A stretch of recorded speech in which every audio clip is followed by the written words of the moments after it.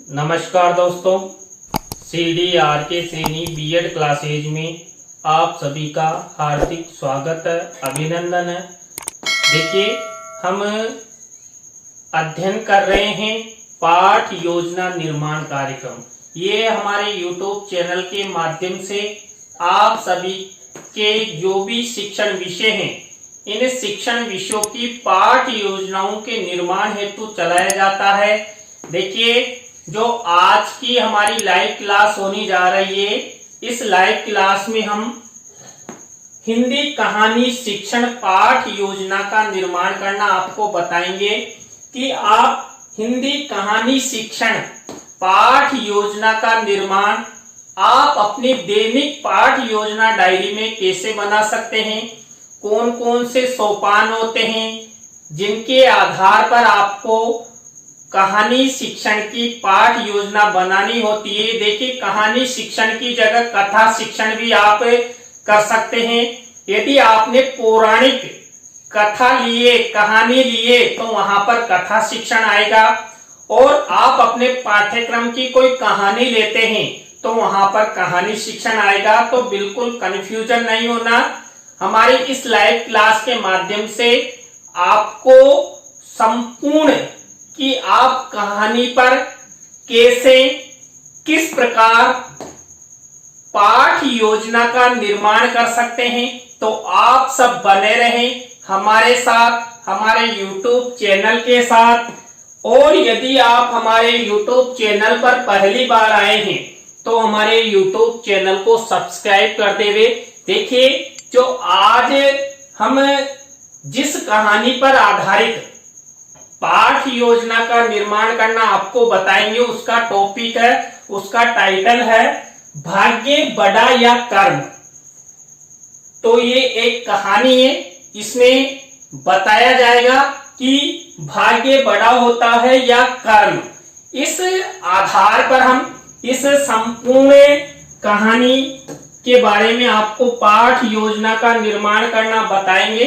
तो देखिए, यहाँ पर जब हम कहानी शिक्षण की पाठ योजना का निर्माण करते हैं तो सबसे पहले वही हम क्या करते हैं, वही श्यामपट्ट पूर्ति का निर्माण करते हैं।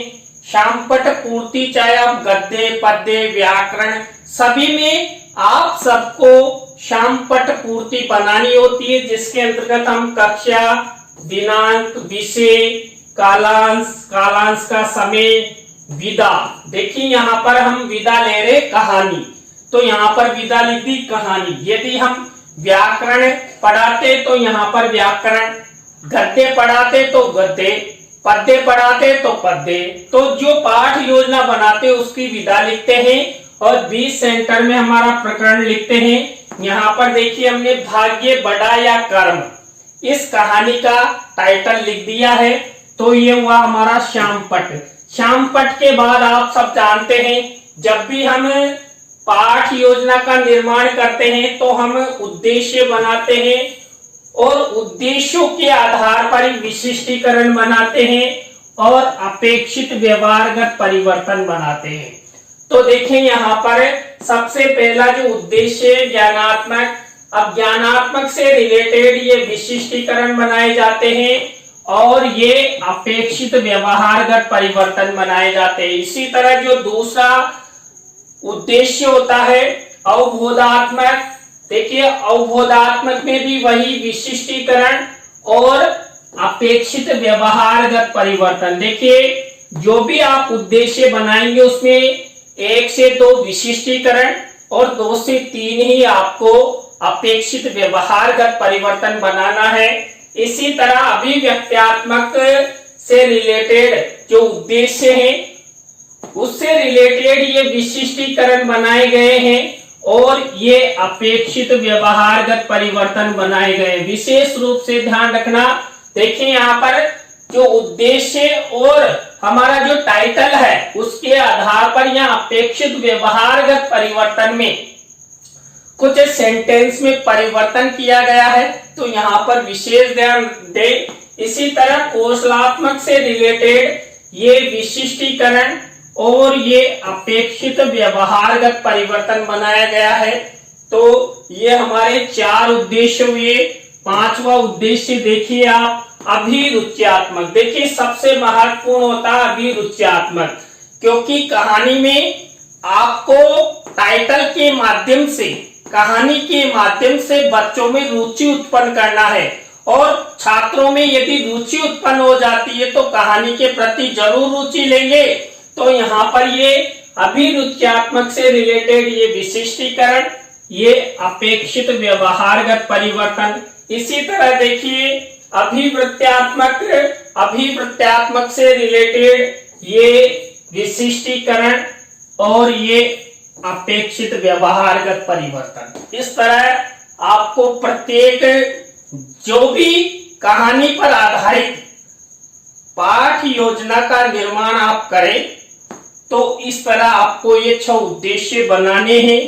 और देखिए आपको किसी भी महाविद्यालय द्वारा ये कथा शिक्षण, कहानी शिक्षण का निर्माण करना, कि आप पाठ योजना का निर्माण किस तरह कर सकते हैं बताया नहीं जाता, कह दिया जाता है कि कहानी पर पाठ योजना बताइए।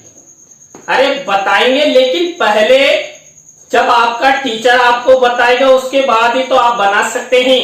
तो इसी को मद्देनजर रखते हुए आप सब हमारे चैनल पर कमेंट्स करते हैं, तो हमने ये पाठ योजना का निर्माण करना आपको बताया है। इसके बाद वही गद्य पद्य की तरह कक्षा शिक्षण सहायक सामग्री, वही कक्षा शिक्षण सहायक सामग्री 2 प्रकार की होती है, सामान्य और विशिष्ट। देखिए यहाँ पर विशिष्ट होती है मेन, इसमें वही चार्ट और चित्र का हम प्रयोग करेंगे। इसके बाद पूर्व ज्ञान, देखिए छात्र तुलसीदास द्वारा रचित भाग्य बड़ा या कर्म कहानी के बारे में सामान्य जानकारी रखते हैं। यानी कि छात्र या तो तुलसीदास जी के बारे में जानते हैं या अपने भाग्य या कर्म के बारे में तो जरूर जानते हैं। तो यहाँ पर यह पूर्व ज्ञान का कॉलम आपको इसी तरह श्यामपट पूर्ति के बाद उद्देश्य और प्रकरण के आधार पर विशिष्टीकरण, अपेक्षित व्यवहारगत परिवर्तन और कक्षा शिक्षण सहायक सामग्री। कक्षा शिक्षण सहायक सामग्री के साथ साथ आपको पूर्व ज्ञान का कॉलम बनाना है। तो इस तरह यहाँ तक की पाठ योजना हमारे द्वारा आपको बताई गई। इसके बाद देखिए मुख्य पाठ योजना शुरू होती है, जो प्रस्तावना शिक्षण बिंदु से शुरू होती है। प्रस्तावना शिक्षण बिंदु के अंतर्गत हम क्या करते हैं, प्रस्तावना के प्रश्न बनाते हैं।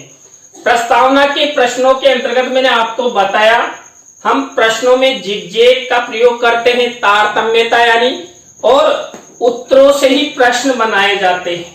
और प्रस्तावना के प्रश्न देखिए हम चित्र के माध्यम से भी बना सकते हैं, किसी सेंटेंस के आधार पर भी बना सकते हैं, और डायरेक्टली प्रश्न भी, आप प्रश्न कौशल आपने सीखा है माइक्रो टीचिंग के अंतर्गत, तो उस प्रकार भी प्रश्नों का निर्माण कर सकते हैं।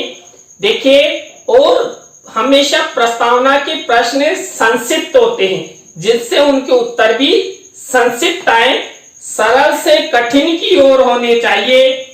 और हमेशा ध्यान रखना, प्रस्तावना के प्रश्न पूर्व ज्ञान पर आधारित होनी चाहिए। चाहे आप कक्षा 6 की पाठ योजना का निर्माण करें तो कक्षा 5 तक का ज्ञान छात्रों के लिए जो उन्होंने पूर्व में अर्जित किया उसके आधार पर एक प्रस्तावना के प्रश्न होने चाहिए। देखिए यहाँ पर हमने ये श्याम पट पर एक सेंटेंस लिखा है, अध्यापक द्वारा बालकों को डंडे से नहीं मारना चाहिए। इस सेंटेंस के माध्यम से यहाँ पर प्रस्तावना बनाइए। तो देखिए पहला प्रश्न, इस सेंटेंस के आधार पर हम छात्रों से पूछेंगे कि उपयुक्त वाक्य क्या है। तो छात्र उत्तर देंगे, उपयुक्त वाक्य है अध्यापक द्वारा छात्रों को डंडे से नहीं मारना चाहिए। क्योंकि हमने श्याम पट पर ये ब्लैक मिनीचर का निर्माण करके सेंटेंस को सबसे पहले यही लिखा है। अब इसी में से दूसरा प्रश्न बनेगा, उपयुक्त वाक्य में रेखांकित शब्द क्या क्या है। देखिए रेखांकित शब्द हमने पहले से ही कर दिया, डंडे से और मारना। अब यहाँ पर इसी डंडे से और मारना से ही अगला प्रश्न बना हुआ है, यहाँ पर डंडे से और मारना शब्दों को कर्ता का क्या कह सकते हैं। देखिए जो ये अध्यापक यहाँ पर करता है, ये कर्ता का क्या इसे हम कह सकते हैं, तो ये कर्ता का कर्म है और क्रिया है। अब यहाँ पर इसी कर्ता व क्रिया से अगला प्रश्न बना हुआ है, कर्म व भाग्य में बड़ा कौन है। तो छात्र उत्तर देंगे कर्म। कोई छात्र यहाँ पर भाग्य को भी बड़ा कहेंगे, लेकिन आपको तो अपने उत्तर से मतलब है, कर्म आना चाहिए। कर्म आते आप नेक्स्ट प्रश्न करेंगे कि तुलसीदास द्वारा रचित भाग्य बड़ा या कर्म कहानी के बारे में आप क्या जानते हैं। तो देखिए ये सेंटेंस के माध्यम से यहाँ पर प्रस्तावना निकाली गई है। प्रश्नों में तारतम्यता है, जिग जेक है। देखिए प्रश्न संक्षिप्त है, छात्रों के पूर्व ज्ञान पर आधारित है, क्योंकि यहाँ पर हमने सेंटेंस के माध्यम से प्रस्तावना निकाली है। तो इस तरह आपको प्रस्तावना के प्रश्न बनाने हैं। प्रस्तावना के प्रश्नों के बाद वही देखिए हम क्या करते हैं, सेकंड स्टेप में उद्देश्य कथन। यहाँ पर देखिए ये दूसरा शिक्षण बिंदु, उद्देश्य कथन। बच्चों आज हम सब तुलसीदास द्वारा रचित भाग्य बड़ा या कर्म कहानी के बारे में विस्तार पूर्वक अध्ययन करेंगे। छात्र छात्रा ध्यान पूर्वक सुनेंगे। तो ये यहाँ पर हम तुलसीदास जी का चित्र शिक्षण सहायक सामग्री में मेंशन करते हुए भी हम क्या कर सकते हैं, हमें उद्देश्य कथन कर सकते हैं। अब इसके बाद हमारी थर्ड स्टेप, थर्ड शिक्षण बिंदु आता है पाठ प्रस्तुतिकरण या कहानी शिक्षण। हम देखें गद्य पद्य में पाठ प्रस्तुतिकरण लिखते हैं ना, तो यहाँ पर कहानी प्रस्तुतिकरण लिख दिया है, ये भी वही पाठ प्रस्तुतिकरण ही है। तो देखिए यहाँ पर छात्र अध्यापक छात्र अध्यापिका क्या करते हैं, जो हम पुस्तक की कहानी पढ़ते हैं उस हेतु जो छात्र अध्यापक छात्र अध्यापिका छात्रों को क्या करते हैं, निर्देशित करते हैं कि आप जो ये अपनी पाठ्य पुस्तक है, इस पाठ्य पुस्तक का पाठ यानी अध्याय नंबर 1 या 2 या पृष्ठ संख्या को खोलने के लिए निर्देशित किया जाता है। तो ये हमारी कहानी प्रस्तुतिकरण की थर्ड स्टेप होती है। इसके बाद देखिए यहां से हमारी मुख्य जो कहानी शुरू होती है वो शुरू होती है। अब यहाँ पर देखिए जो कहानी का जो फोर्थ स्टेप है यानी शिक्षण बिंदु नंबर 4, कहानी का आदर्श कथन या कहानी का आदर्श प्रस्तुतिकरण। अब देखिए कहानी का आदर्श कथन या प्रस्तुतिकरण छात्र अध्यापक छात्र अध्यापिका द्वारा किया जाता है। और इसमें हम मेन यहाँ पर देखिए पहला शिक्षण बिंदु लिया है हमने, किसमें, कहानी का जो आदर्श कथन किया है इसमें हमें जितनी कहानी होती है उसके हिसाब से उसके भागों को डिवाइड करके यहाँ पर कहानी का प्रस्तुतिकरण करते हैं, आदर्श वाचन करते हैं। देखिए पहला भाग कहानी का प्रथम भाग लिया, पहले नंबर का कहानी का प्रथम भाग है ये छात्र अध्यापक छात्र अध्यापिका क्रिया में, जो छात्र अध्यापक छात्र अध्यापिका कथन के रूप में, क्योंकि छात्र अध्यापक छात्र अध्यापिका ही इसका कथन करते हैं। तो ये कहानी का प्रथम भाग है। अब इसी से रिलेटेड ये छात्र छात्रा क्रिया आ जाएगी। इसी से रिलेटेड देखिए यहाँ पर शाम पठ कार्य में वही ब्लैक शीट का मिनिएचर का उपयोग आपको करना है। इसी से रिलेटेड हम चित्र का उपयोग भी कर सकते हैं, जरूरी नहीं है। देखिए आपने कई बार देखा है हम कहानी चित्रों के माध्यम से भी प्रस्तुतिकरण कर सकते हैं। एक दिन देखिए जो चित्र के माध्यम से आप किस तरह है कहानी का प्रस्तुतिकरण कर सकते हैं, उसकी पाठ योजना भी मेरे द्वारा हमारे YouTube चैनल पर अपलोड की जाएगी। केवल चित्र रहेंगे और चित्रों के माध्यम से पूरी कहानी। देखिए यहाँ पर भी आप अगर समझना चाहो तो ये चित्र है। अब इस चित्र के आधार पर हम जो ये छात्र अध्यापक छात्र अध्यापिका कथन किया गया इसका वाचन कर सकते हैं। तो इस चित्र के आधार पर ही इसी तरह उसकी पाठ योजना बनती है। इधर चित्र रहता है और चित्र को बताकर ही केवल यहाँ पर कहानी का वाचन किया जाता, आदर्श वाचन किया जाता है। तो देखिए ये हुआ कहानी का जो आदर्श कथन है उसका कहानी का पहला भाग। यहाँ पर देखिए जो कहानी का हमने पहला भाग लिया उससे रिलेटेड जो बोध प्रश्न किए जाएंगे। पहली स्टेप क्या हुई हमारी कहानी का प्रथम भाग, उसके जस्ट बाद हमने बोध प्रश्न लिए। कहानी के प्रथम भाग से रिलेटेड ये बोध प्रश्न है। इसके बाद वही हम कहानी का द्वितीय भाग लेते हैं।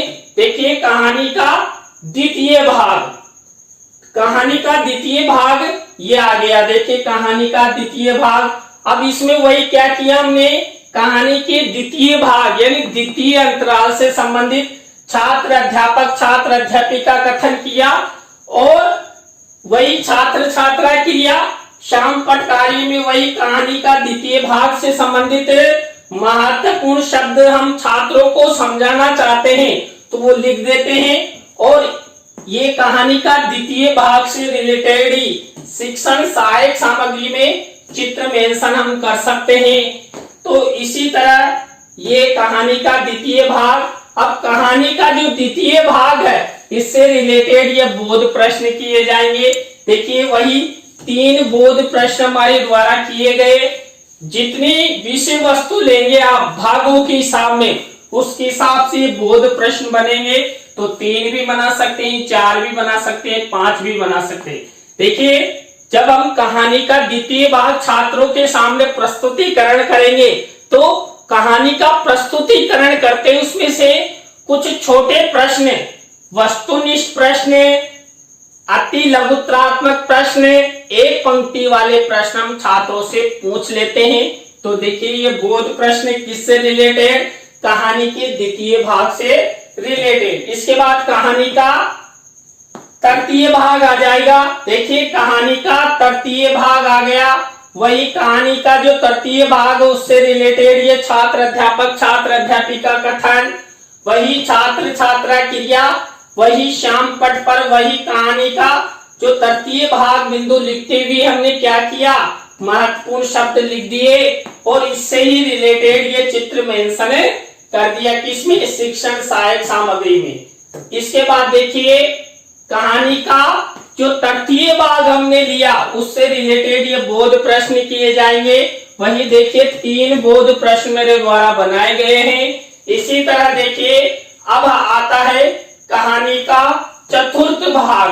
देखिए कहानी का ये चतुर्थ भाग आ गया, ये छात्र अध्यापक छात्र अध्यापिका कथन किया गया है, वही छात्र छात्रा क्रिया, श्याम पट कार्य और श्याम पट कार्य में वही महत्वपूर्ण शब्द। और कहानी का जो चतुर्थ भाग है ये क्या कह रहा है, इससे रिलेटेड यहाँ पर शिक्षण सहायक सामग्री में चित्र मेंशन किया गया है। अब इसके बाद अब आपको पता लग गया होगा नेक्स्ट स्टेप क्या आएगी, कहानी का जो चतुर्थ भाग है इससे रिलेटेड बोध प्रश्न। देखिए कहानी का जो चतुर्थ भाग है इससे रिलेटेड बोध प्रश्न किए गए हैं। वही देखिए 1 2 3 ये बोध प्रश्न हुए। अब कहानी का कौन सा भाग आएगा, कहानी का 5वां भाग आएगा, क्योंकि हमें कहानी के 4 भाग पढ़ चुके हैं, छात्रों को बता चुके हैं। ये 5वां भाग, अभी 5वां भाग यानी छात्र अध्यापक छात्र अध्यापिका कथन किया गया है। इसी से रिलेटेड ये छात्र छात्रा क्रिया, श्याम पट कार्य, वही मिनीचर का उपयोग आपको करना है। और इसी से रिलेटेड देखिए ये शिक्षण सहायक सामग्री में मिनीचर का उपयोग किया गया है। तो इस तरह आपको ये कहानी का 5वां भाग बनाना है और इससे रिलेटेड हम क्या करेंगे, बोध प्रश्न करेंगे। वही बोध प्रश्न मैंने बता दिया, हम जितनी विषय वस्तु यानी अंतराल लेते हैं, भाग लेते हैं, उसके हिसाब से देखिए दृश्य नाटक में जो दृश्य चेंज होता है ना उसके हिसाब से कहानी में भी क्या होता है, भाग चेंज होते हैं। तो ये कहानी के 5वें भाग से रिलेटेड बोध प्रश्न। अब कहानी का जो नेक्स्ट भाग है, देखिए कहानी का 6वां भाग होता है इस कहानी का छठवां भाग थोड़ा बड़ा है, देखिए यहाँ पर, तो इसलिए हमने यहाँ पर बड़ा ले लिया। अब ये छात्र अध्यापक छात्र अध्यापिका कथन किया गया है, तो वही छात्र छात्रा क्रिया, वही श्याम पट कार्य का मिनीचर बनाया गया है।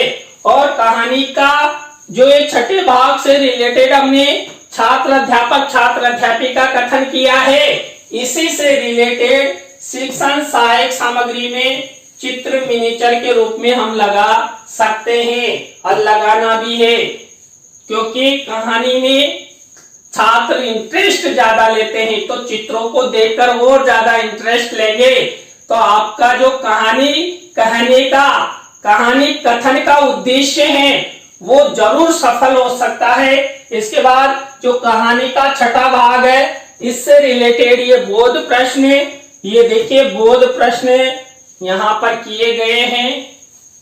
इसके बाद देखिए नेक्स्ट कहानी का जो सार है, इसे हम कहानी का अंतिम भाग भी कह सकते हैं, यानी कहानी की से हमें क्या शिक्षा मिली वो भी हम यहाँ पर कह सकते हैं।